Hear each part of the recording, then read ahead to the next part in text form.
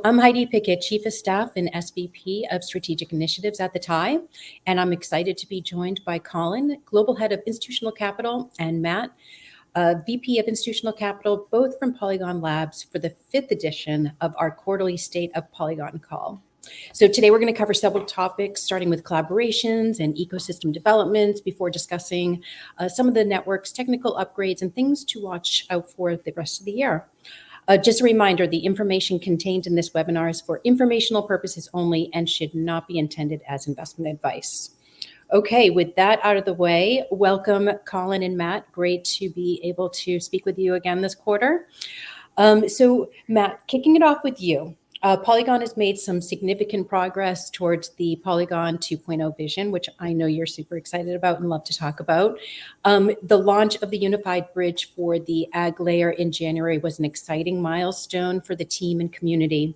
Why don't you start by giving us a refresher on what is the ag layer and describe the significance of this unified bridge? Thanks, Heidi. Yeah, so I think it really starts with zooming out and thinking about the Ethereum roadmap and just broadly speaking, scalability, right? So what we've seen at Polygon over the last year or so is that there's immense demand to build and use new layer twos. They inherit the security of Ethereum. They enable like truly elastic demand for block space in a way that like Web2, cloud infrastructure enabled easy scaling for web applications. We think layer 2s and ZK layer 2s are going to enable a similar kind of scalability for Web3 applications. And so you start to hit some issues there, though, right? Like, we think it's going to be a world with hundreds or thousands of L2s and not like one or two. And so what happens to the user experience is when you have like differing trust assumptions with things like optimistic rollups, you wind up having to bridge and bridge on and bridge off, and it can take time or it can cost money. Somebody's always sort of like bearing the cost of switching security contexts, if you think of it that way. With ZK, we can kind of address this, right?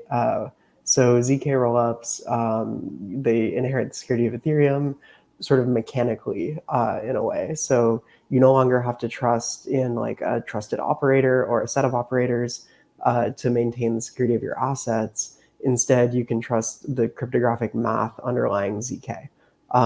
That's all fine and dandy. But the thing is, you still have to bridge on and off. It's still a pain in the ass. It still fragments the users, fragments liquidity, fragments the community, and it fragments attention. And so the ag layer is really the solution to all of these issues.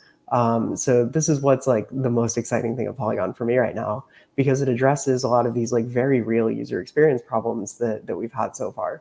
So the ag layer will enable first safe, secure bridging, right? This is like a super necessary part of, I'm getting the AI thumbs up. Wow. This is, yeah, I'm excited, but you didn't know I was that excited. What does this do? It enables first like safe transfer of assets. That means the liquidity is no longer going to be fragmented. You're no longer going to have to worry about where your assets are. If you want to play a game on one of the chains or interact with a dApp on another chain, you never really have to worry about where you are because all of your security is guaranteed through ZK, right?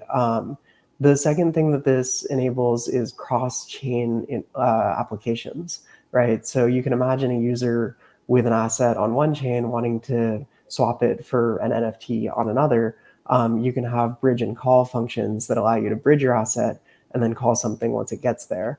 And that's going to enable application developers to focus on building what they want to build, which is like the core of their application.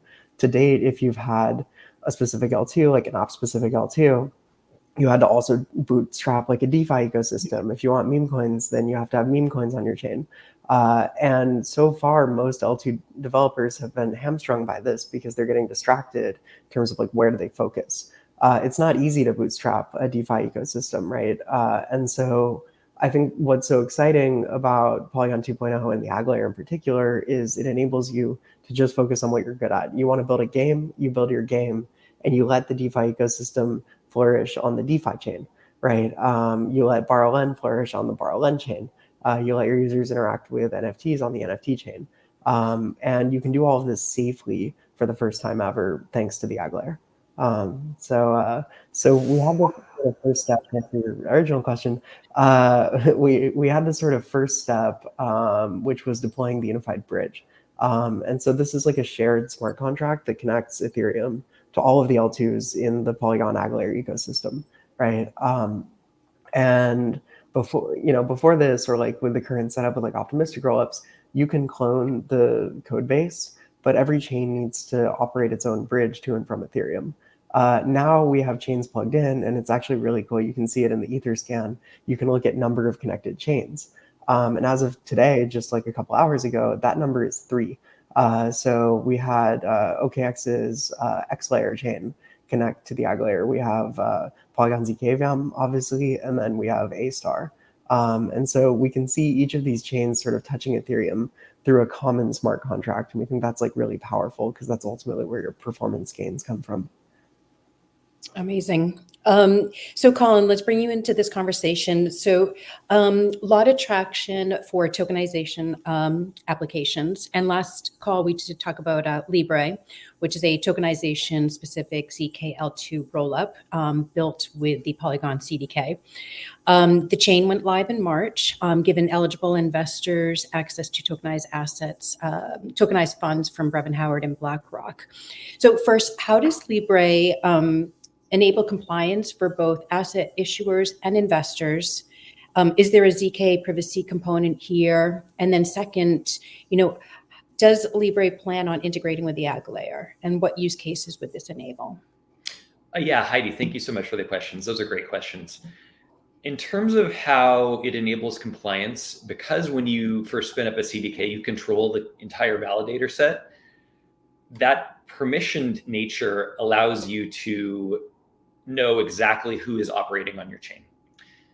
And I think we're at an important stage in the evolution because people have realized at this point that the private chains weren't working for what they wanted to do in terms of their use case.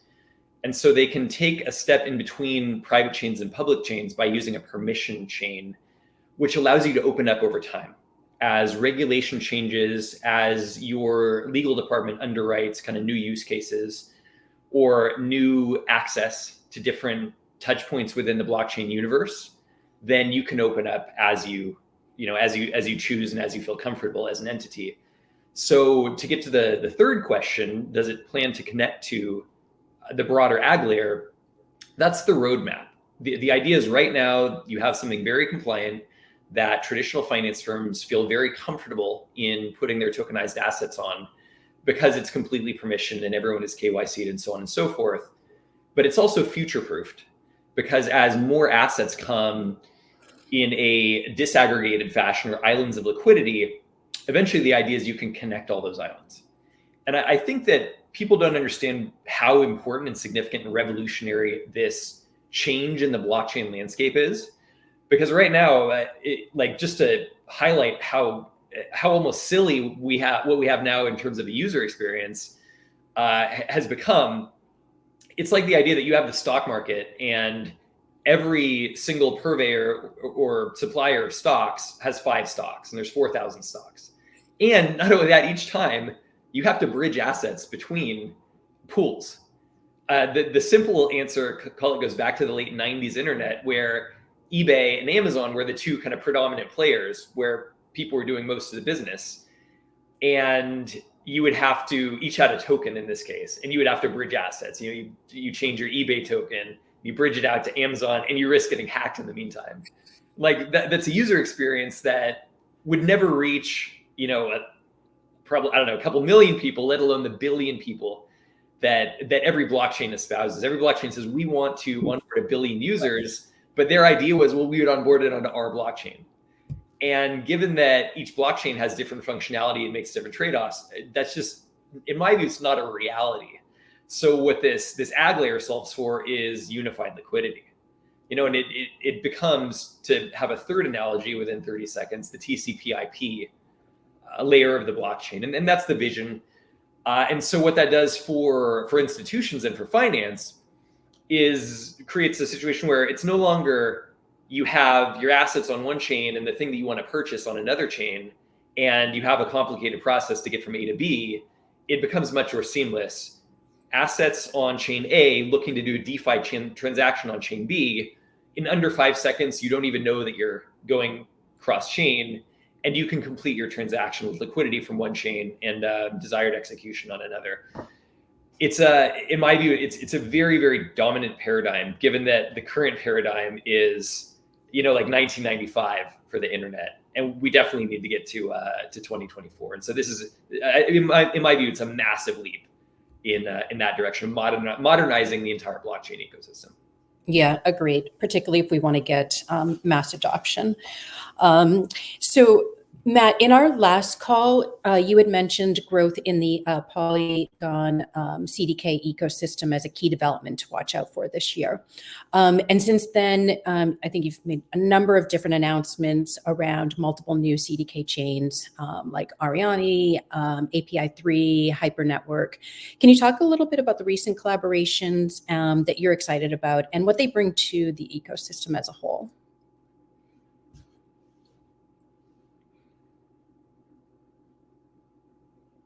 I'm unmuted. Okay, thanks, Heidi. Yeah, so I think for me, the excitement comes around just like two things. Broadly, the depth of demand that we're seeing from developers to build L2s in our ecosystem is huge, right? We've got something like 100 chains in the pipeline. I mean, it's unbelievable. And so we kind of got off to like a slower start in July, August, playing a little bit of catch up. But now I think we're like fully in the throes of the demand for ag layer integration, because every L2 developer out there can see just how valuable it is to have that unified liquidity and the easy user onboarding and all that. So the first thing is just like the depth of it. The second is the diversity of use cases. So Ariani is like a great example. It's like consumer loyalty points with like a specific chain for it. And this can enable really high quality user experiences where like you could have gasless transactions. You could have transactions where the gas is subsidized by the merchant. You can have some merchants seeing what other merchants are doing and saying, hey, I like the demographic of customers that are going to XYZ merchant. I want to enable like a better, I want to like give a discount to them so that they come and try my product, right? And so we have this like global consumer passport, if you think about it that way. I think that's kind of how Ariani refers to it. And that's like really cool, right? Because that's real world adoption. So beyond Ariani, you have things like API3, which is like a much more crypto native use case, right? It's like Oracle extracted value. It's performing liquidations and giving the value either back to users, back to stakers, or some combination. And that's really cool because it's solving this like super crypto native problem that functions frankly much better on its own chain than it would on a set of other chains. And because they have like I think this is kind of lost on people. When you join the OP stack super chain, you have to adhere to a very specific set of guidelines as to how your block space is created, what your block space does. Something like API3, Oracle extracted value, like that's really complicated. And you have to construct your blocks in such a way that they are capturing that value. And with Polygon CDK, as long as you can prove it, you still get access to the aggregated liquidity, and our provers are like super flexible. So we can handle everything from like vanilla EVM chains, the way that OP Superchain can, all the way to like the really customized like niche crypto native stuff like API3. But I think one of the most exciting areas is really gaming. So this is things like Hypernetwork. To a degree, it's like A-Star. They're like very entertainment focused chain. It's things like IMX chain. And, we have a couple of like smaller, a little bit more crypto native studios, Wild World, Moonveil, each building their own L2 for their specific game or games. And this is great because when you're a gamer, like the last thing you want to do is get your game interrupted by something. And we can see like, we've seen this like historically, right? Where gamers for a long time really hated crypto because Ethereum miners were competing with gamers for the available supply of GPUs. And so as a gamer, anything that interrupts your ability to like experience gameplay and like really enjoy your game is like not a good recipe for user experience. Having your own chain really solves this problem where you don't have to compete with DeFi liquidations. You don't have to compete with Barland or NFT mints or whatever meme coin trading, right? And you can truly scale your block space to the degree of users that you have. And so gaming is like a really good application specific use case that we've also seen. And then just to highlight, I think the most exciting thing in terms of like CDK ecosystem and ag layer, definitely the X layer announcement today from OKX. This is big general purpose. They have 200 dApps building on there. They have integrations with like all of the like tier 1 players, Chainlink, Curve, EtherFi. They even have like LST stuff, Renzo, Swell. Swell is also building their own L2 on Polygon, which is pretty hype. And we also have Eigenlayer, right? Deploying on the OKX chain. And these are really hard hitting names. And so I think overall, like we have these like application specific chains, things like consumer, things like gaming, NFTs, whatever. And then we have the more general purpose chains that are going to be like hubs for DeFi and overall user onboarding. The onboarding experience from OKX to XLayer is going to be like uniquely smooth, right? And so I think overall it's super exciting to see. It's like any ecosystem, right, where you have like this diversity, these like big trees with roots sort of like deep in the ground, and then you also have the flora and fauna surrounding it, that feed off of each other, enable each other to grow bigger and stronger. And so I think overall it's just like a really exciting time. Like anything you can think of is basically building an L2 in the ag layer ecosystem.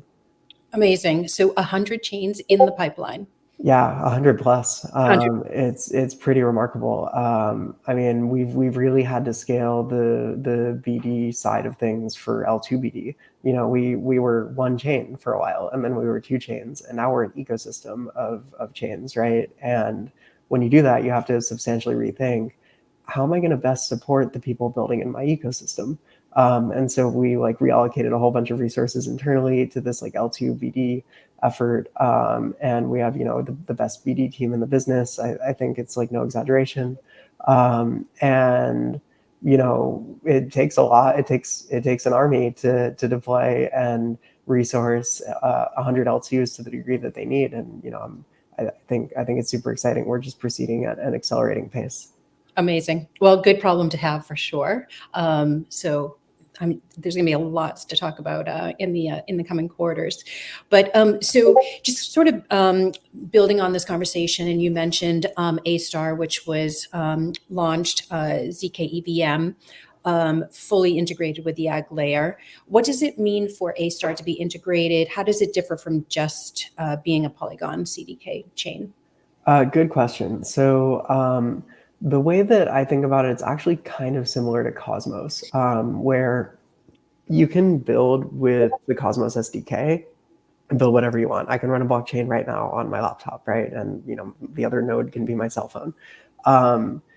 That's kind of what Polygon CDK is, but for ZK-L2s, right? So it's like a super easy to use open source software suite that allows you to build and deploy an L2 in like minutes. Right, it's really remarkable how easy it is to get going on this. But Cosmos SDK itself, while it was like a really great and continues to be a really great product, that wasn't the value proposition to the builder. Right, people built using the Cosmos SDK to access the interchain through IBC. That's being able to bridge assets and cross communicate across chains. And IBC itself had, some issues that are like a little deeper. I know we're like short on time today, so we can get into it later. But the ag layer kind of solves this because it uses ZK as that sort of common language, right? And so in the same way that like, signatures on transactions are this core cryptographic like primitive that allow for cross human communication. When I sign a transaction, it's me, right? The same thing sort of applies to ZK proofs, where these are cross machine communication that allow for like trusted communication of information, right? So the ag layer is sort of like this leveled up like IBC on steroids that also allows you to inherit security from Ethereum. And being plugged into the ag layer is like IBC enablement, right? So it's like if your chain is built on Cosmos SDK, but it's not IBC enabled, then you're missing a huge part of the value. Same thing with Polygon CDK. While it's like super great to be able to build and launch your own ZKL2, that's just like a small piece of the value proposition, right? Like you can go a lot further if you go together. And so being able to like plug into the ag layer means that you can share in that unified liquidity. You can share proving, once the full ag layer vision is live, you'll get these access to these features. You'll be able to share in proving, and it'll be much, much cheaper because you can consolidate your proofs with a lot of other chains in the ecosystem through, and that's why we call it the ag layer. We aggregate the proofs. And sort of like the first step in this is plugging into that shared contract on Ethereum. And that's what A-Star did just a few weeks ago. So it's like, it's really cool. Like I can't emphasize enough how cool it is to go into the Etherscan like view of the contract and look at that parameter that says like number of chains. And you can see in real time the growth of the Polygon like CDK ecosystem and the ag layer ecosystem. So it started at 1 with Polygon ZKVM. Then it went to 2 with A-Star, and just today it hit 3. And we're doing nothing but accelerating. So that's kind of what it means. It's like A-Star is taking the first step in being able to take advantage of all these features once they're sort of more fully fleshed out. I would say later in the year. So building off your excitement around sort of the development side of things, Colin, we had mentioned Libre earlier, but what other collaborations or ecosystem integrations are you most excited about that you can share with us? The ones that I really want to share, I actually can't, fortunately for me, but I'm wildly excited. The challenge that I've had in the past year with traditional finance, which is where I see, call it the bulk of the activity, right? Like Wall Street trades thousands and thousands of times a second.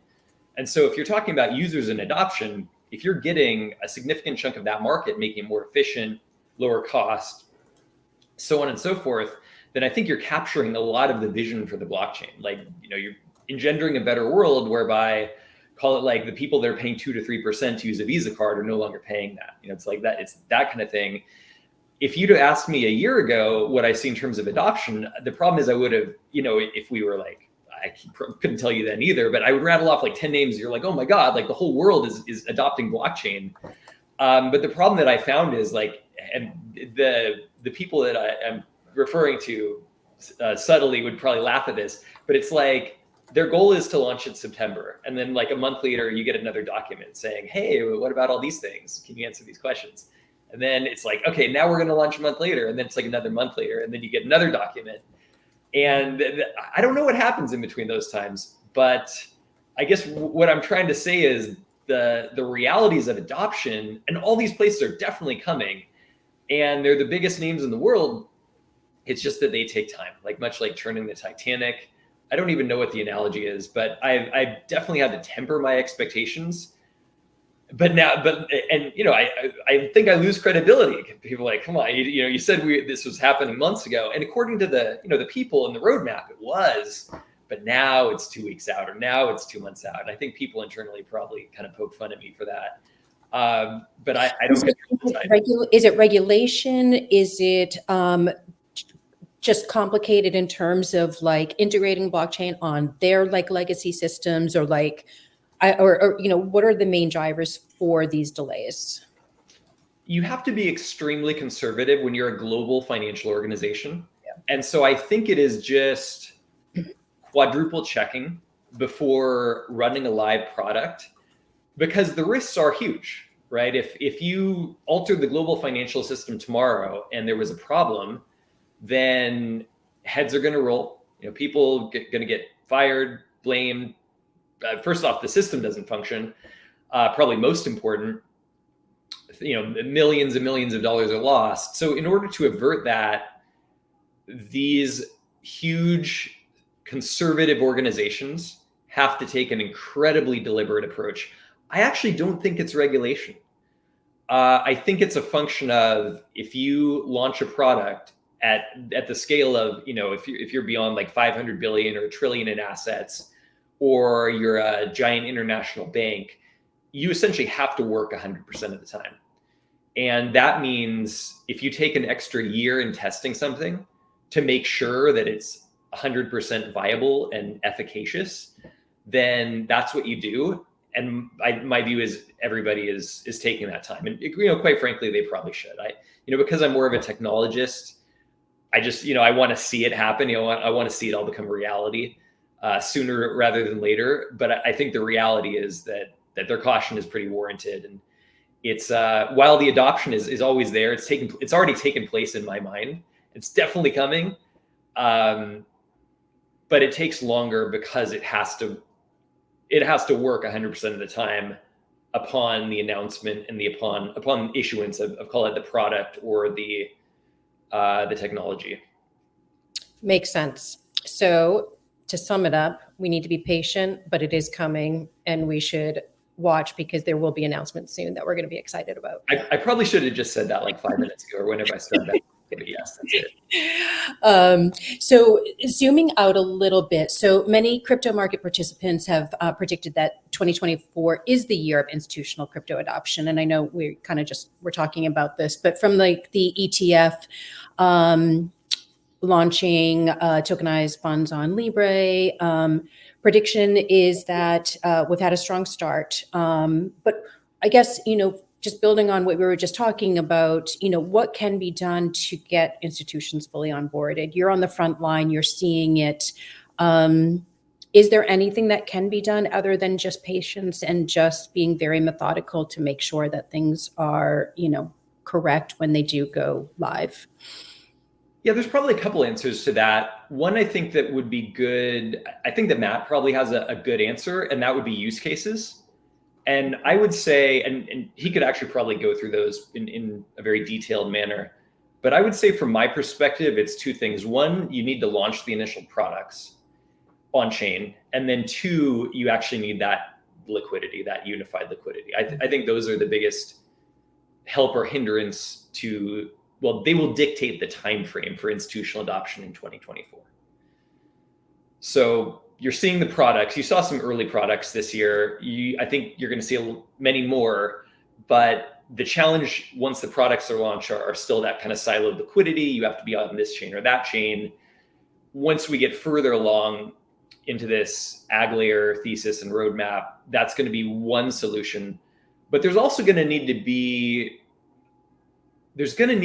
mechanics that take place to bring all the new digital exchanges that are coming online to exchange liquidity. And I know from my conversations, there's a handful of these places that would like to be the place where digital assets trade, including security token offerings, and they're regulated. But the reality is if you spring up one in 10 different countries and they each have 10% of the global liquidity, I also don't think that's a solution that's going to excite a lot of people, and it's not going to result in heavy usage of those systems. So ag layer is a partial solution, but I also think there's going to need to be arrangements made between these. And actually at Polygon is kind of a locus of liquidity or a nexus. I think part of what we're going to wind up doing is connecting these players or helping them connect to each other in such a way that it does achieve that goal of unified liquidity. So sorry for the multi-part answer. No, that works. Wow, 30 minutes goes by so fast. We're coming up on time. Let's see, maybe we can just close this out with Matt. Like one thing you want us to take away from this discussion and what we should be paying close attention to over the next quarter. I mean, keep an eye on the ag layer. That's my number one thing. I mean, we're going to see so many chains launch, so many chains join, so many chains bring users into the ag layer ecosystem. And as that grows, it's a network effect. And as more liquidity comes in, more liquidity is going to get drawn in. As more users come in, more apps are going to build. More apps building means more users, more liquidity, and the flywheel is just getting started. So keep an eye on the ag layer. Amazing. Colin, last word. I was just terrified that Matt was going to say dog with hat. That's the future, right? It's the ag layer. That is what creates the user experience that allows for mass adoption. So definitely focus on how that evolves, because that's going to set the tone for accelerated adoption for a lot of the theses in blockchain, including institutional. Great. Thank you so much, Colin, Matt. Always amazing to catch up with you both. Great start to the year. Certainly a lot to be excited about, and look forward to having another conversation next quarter. Thanks, Heidi. Thank you.